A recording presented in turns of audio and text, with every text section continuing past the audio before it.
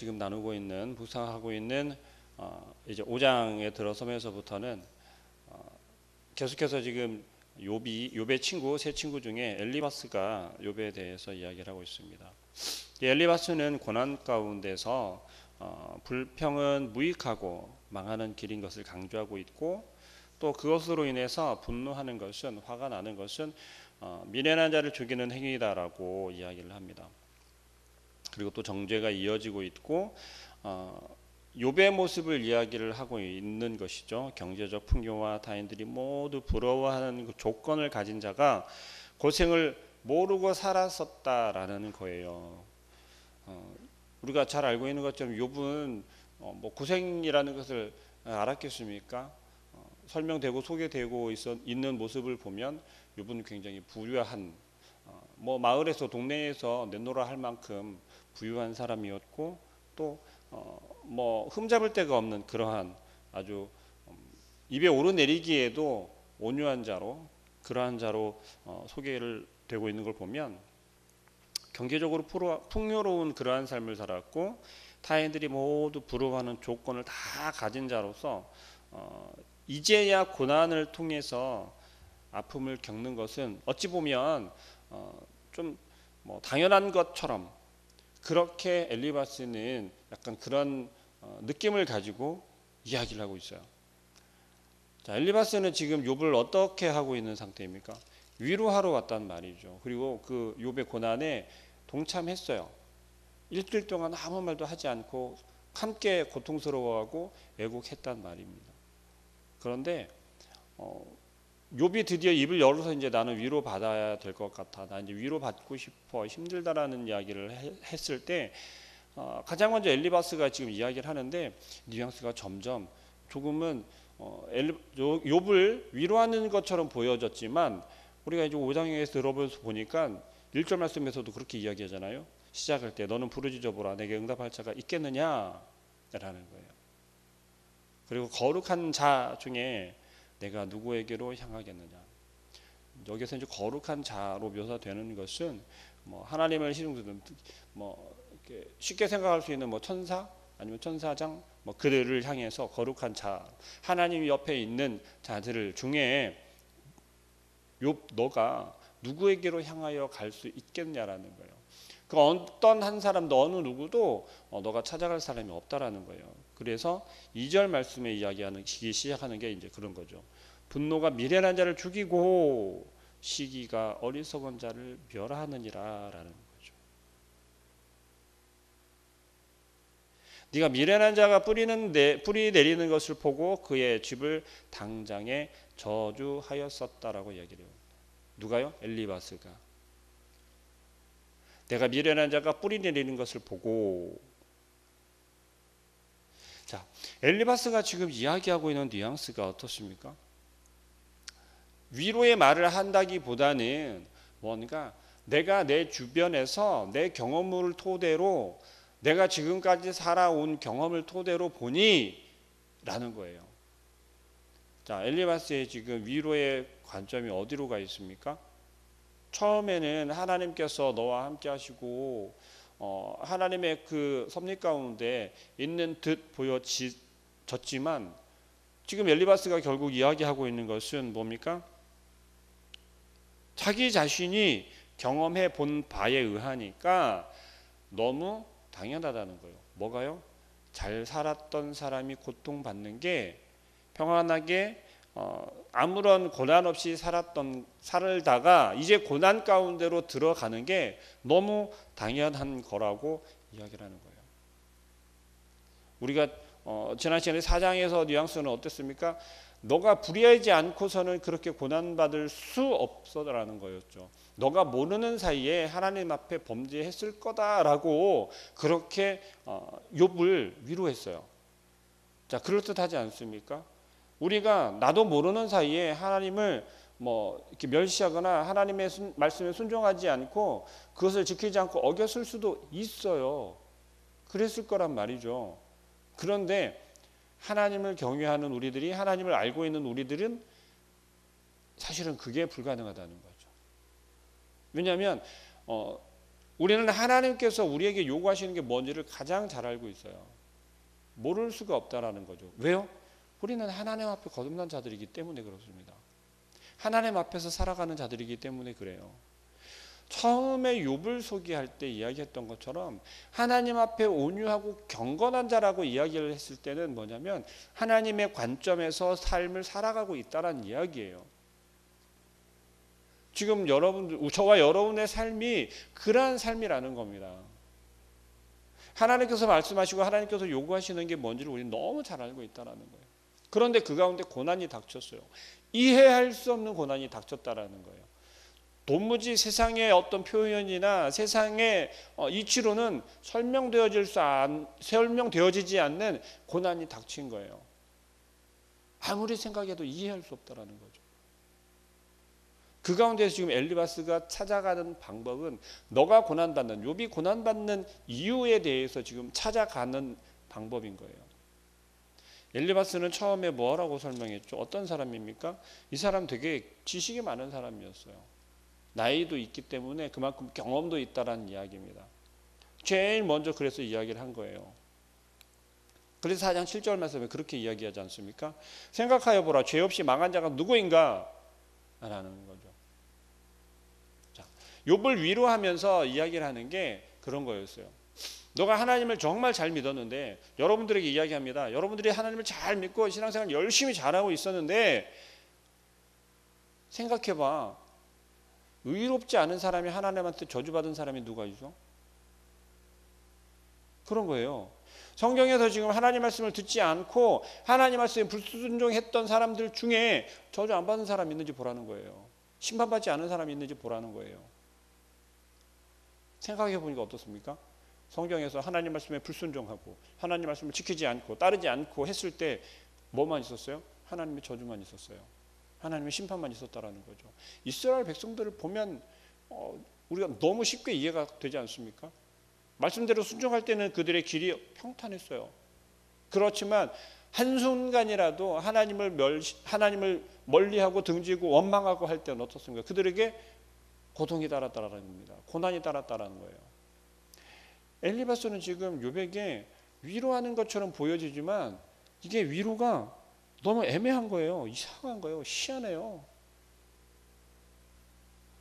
그러면서 엘리바스는 지금 미련한 자와 어리석은 자를 멸하는 이다라고 이야기하고 있어요. 뭐라고요? 우리 2절 말씀 다시 한번 볼까요? 분노가 미련한 자를 죽이고 시기가 어리석은 자를 멸하느니라. 자, 우리가 살아가면서 우리의 삶, 저와 여러분의 삶 속에서 분노가 치밀어 올 때가 언제입니까? 또 시기하는 마음이 생길 때가 언제인가요? 나보다 더 좋은 걸 가졌을 때, 나보다 더 형통하는 모습을 보았을 때, 혹은 나보다 더 잘 되는 걸 보았을 때, 그럴 때 아닙니까? 엘리바스는 지금 그러한 이야기를 하고 있는 거예요. 그리고 4절 말씀 보니까 그의 자식들은 구원에서 멀고 성문에서 억눌리나니 구하는 자가 없으며, 또 그가 추수한 것은 줄인 자가 먹되 덫에 걸린 것도 빼앗으며 올무가 그의 재산을 향하여 입을 벌리느니라. 6절 7절 말씀 다시 한번 볼게요. 재난은 티끌에서 일어나는 것이 아니며 고생은 흙에서 나는 것이 아니니라. 사람은 고생을 위해서 났으니 불꽃이 위로 날아가는 것 같으니라 라는 거예요. 이게 고생이 사람에게 찾아오는 것은 너무 당연한 것이라는 거예요. 자, 이게 맞습니까? 하나님께서 사람을 창조하신 게 지금 엘리바스가 이야기하는 것처럼 이런 이유 때문에 사람을 창조하셨습니까? 그렇지 않다라는 거죠. 하나님께서는 사람을 창조하셨을 때 영광받기 위해서 사람을 창조하셨다라고 분명히 말씀하셨단 말이죠. 자, 그러면 엘리바스는 지금 관점이 이제 어디로 향해 있는 거예요? 하나님께 향해 있는 겁니까? 아니면 세상의 관점에, 자기 자신이 바라보는 관점에, 그 관점에 향해 있는 것입니까? 철저하게 세상 관점에 빠져 있다라는 거예요. 여러분들은 혹시 주변에 고난받고 있는 사람들을 향해서, 그러한 분들을 향해서, 친구나 이웃들을 향해서 위로한다라고 하는데, 함께 옆에서 격려해 준다라고 하는데, 내가 신앙으로, 하나님의 사랑으로, 주님의 사랑으로 내가 위로하겠다라고 찾아가서 손을 내밀면서 혹시는 이렇게 하고 있지는 않습니까? 하나님의 관점에서 이야기를 하고 있고 위로해 주면서 그 마음을 만져주는 게 아니라 이렇게 세상의 관점으로 나도 모르게, 자신도 모르게 그렇게 이야기를 하고 있는 거죠. 다가가고 있는 거죠. 그의 아픔을 오히려 더 휘어파고 있는 건 아닌지 생각해 보아야 된다는 거예요. 엘리바스는 지금요, 어떤 마음으로 지금 욥에게 이렇게 위로를 하고 있겠습니까? 나쁜 의도로 이러지는 않았을 거라는 거예요. 분명히 욥을 그만큼 생각하고 있고 함께 고통스러워하는 건 맞아요. 그런데 무엇이 잘못되냐면 8절 말씀에 나라면 하나님을 찾겠고 내 일을 하나님께 의탁하리라 라고 이야기하는 거죠. 결국 지금 뭐라고 이야기하는 거예요? 욥은 하나님을 찾고 있지 않고, 욥은 그에 되는 일을 하나님께 맡기지 않는다라는 거예요. 욥이 과연 그렇겠습니까? 만약에 욥이 엘리바스가 지금 위로한 것처럼 그렇다면 욥은 지금 그 아내가 말한 것처럼 정말 하나님을 저주하고 죽어버리려고 했을 거예요. 말씀드렸잖아요. 지금 욥이 당하고 있는 그 고통이 얼마나 심하고 고통스러운지를, 인간이 참을 수 있는 그 고통의 그 한계를 이미 넘어선 거예요. 말씀드렸잖아요. 한 부분만, 우리 신체의 한 부분만 그렇게 상하여도 그것이 얼마나 고통스럽습니까? 그런데 발끝부터 머리끝까지래요. 몸 전체가 그렇다라는 거예요. 그 일례가 될지는 모르겠지만 여러분 혹시 그 화상 입은 환자들 본 적이 있으시죠? 저도 제 주변에 이제 있어서 직접 보기는 했는데요. 정말 고통스러워요. 옆에서 보는 사람조차도. 왜냐하면 이게 그 화상 환자들 보면 매일같이 거지를 바꿔줘야 돼요. 근데 그 거지를 바꾸는 게 정말 죽고 싶을 정도로 고통스럽대요. 왜냐하면 그 생살을, 죽어가는 살은 걷어내고 다시 새 거지를 붙여야, 그래야 거기에 새살이 돋아서 상처가 자라물 수 있대요.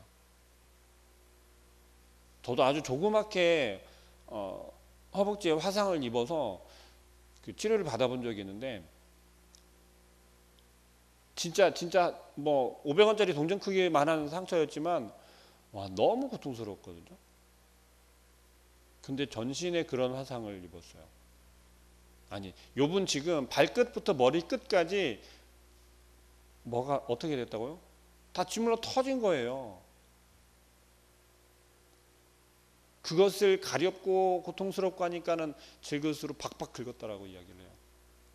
그 고통 속에서 욥은 하나님을 저주하고 정말 죽어버리는 게 더 세상적인 기준에서는, 관점에서는 그게 더 편한 걸지도 몰라요. 고통스럽잖아요. 그게 어떻게 상처가 아물지도 모르고. 그걸 바라보는 지금 엘리바스가 하나님을 저주하지 아니하고 그 이 일도, 욥이 자기 자신에게 되어진 일을 하나님께서는 상관없다라는 거죠. 다시 말하면 내가 하나님을 원망할 일이 아무것도 없다라는 거예요. 그 가운데도 선함이 있다라는 거죠. 하나님의 선함이 있다라는 욥의 고백인 거예요. 그렇지만 지금 엘리바스는 뭐라는 겁니까? 야, 너 지금 네가 잘못한 게 있고 너의 죄 때문에 그런 거지. 네가 하나님을 떠난 거지. 네가 하나님 말씀에 순종하지 않는 거지. 그런 뉘앙스인 거예요. 야, 나라면 하나님을 찾을 거야. 자, 그렇다면 엘리바스가 말하고 있는 하나님을 찾는다, 나라면 하나님을 찾겠다라고 이야기하는 이유가 뭘까요? 9절 말씀부터 이야기하는 거예요. 하나님은 헤아릴 수 없이 큰 일을 행하시며 기이한 일을 셀 수 없이 행하시니 비를 땅에 내리시고 물을 밭에 보내시며 낮은 자를 높이 드시고 애국하는 자를 일으키사 구원에 이르게 하시느니라는 거예요. 11절 말씀 뭐라고요? 낮은 자를 높이 드시고 애국하는 자를 일으키사. 누구를 이야기하는 것 같아요? 욥을 이야기하는 것 같지 않습니까?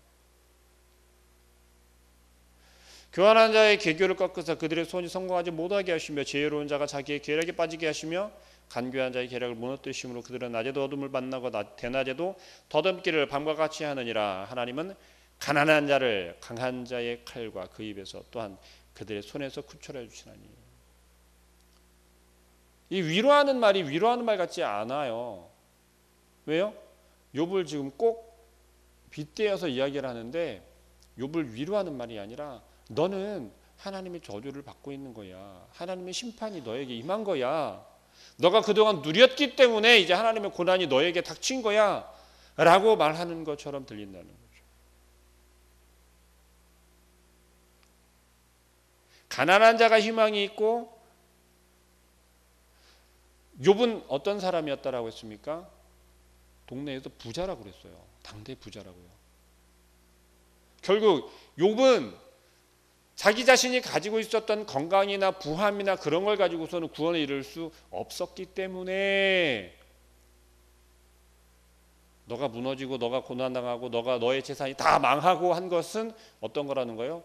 당연한 거고 자연스럽고 너를 구원하기 위함이다라는 그런 뉘앙스로 이야기를 하고 있다라는 거죠. 자, 이게 하나님 기준에서 하나님 관점에서 맞습니까? 아니라는 거예요. 하나님은 그렇게 일하시는 분이 아니라는 겁니다.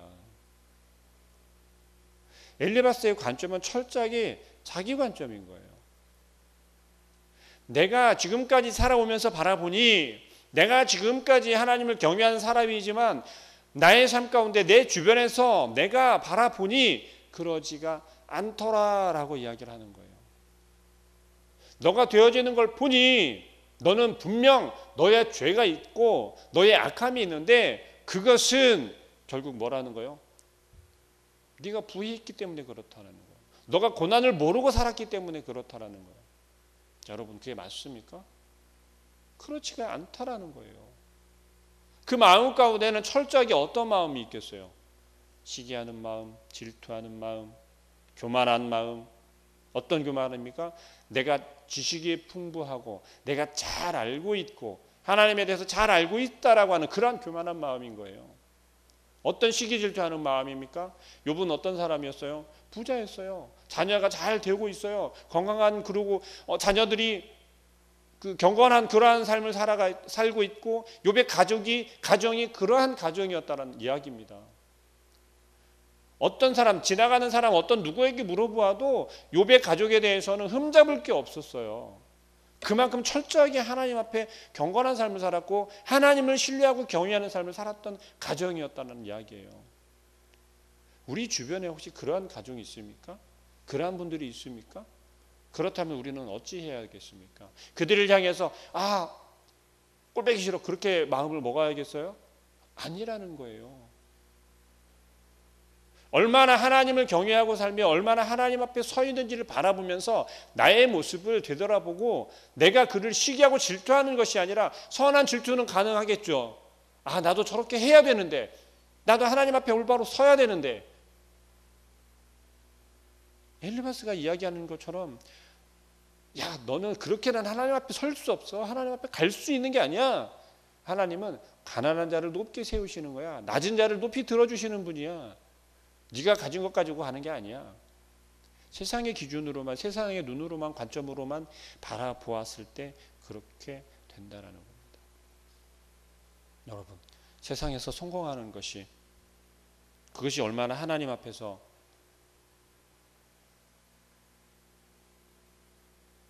기준이 되겠습니까?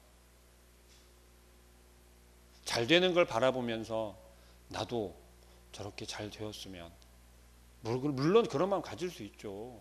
세상을 살아가면서 정말 성공해서 떵떵거리고 잘 살아가면 더 좋겠죠. 그렇지만 그것이 우리의 신앙이나 또 우리의 믿음이나 우리가 바라보는 그 하늘나라의 소망이 흔들려서는 안 된다라는 겁니다. 그리고 그것이 다분히 나 자신의 문제가 아니라 내 주변에 있는 사람들, 내 옆에 있는 사람들을 향해서 그러한 마음이 생겨서는 안 된다라는 거예요. 오히려 그러한 사람들이 있다면 하나님의 관점에서, 하나님 기준에서 격려해주고 위로해 주어야 한다라는 거죠. 어떻게 해요? 잘하고 있어. 그렇지만 정말 하나님을 경외해야 돼. 정말 하나님 앞에 바로 서야 돼. 중심이 하나님께 있어야 돼.